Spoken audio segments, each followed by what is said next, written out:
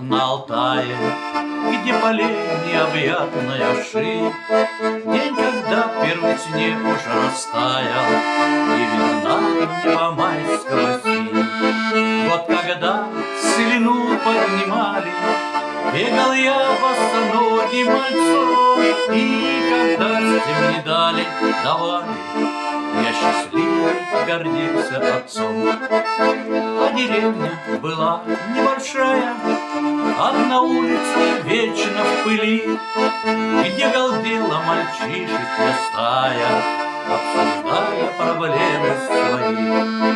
Среди нас были немцы, казаки, голопузы в дырах штаны, были наши в заплатах рубахи, но тогда все мы были равны. И дружок мой сосед Ванька немец, Гансом звали его пацаны. Был отец его переселенец, к нам в деревню во время войны.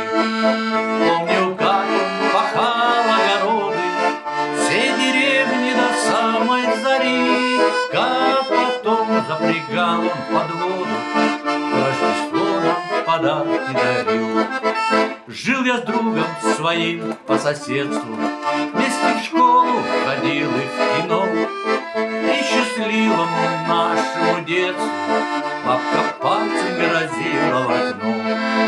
И шипела она вечерами, чтоб не смел больше с немцем гулять.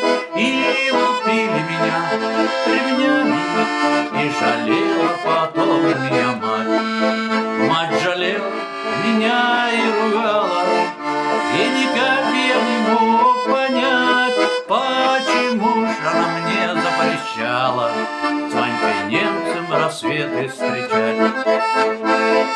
И теперь, когда я уже взрослый и полжизни уже позади, вспоминаю я жизнь свою в прошлом, вспоминаю счастливые дни. И судьба мне досталась такая, среди немцев живу до сих пор. Я люблю тот народ, уважаю и весь разговор.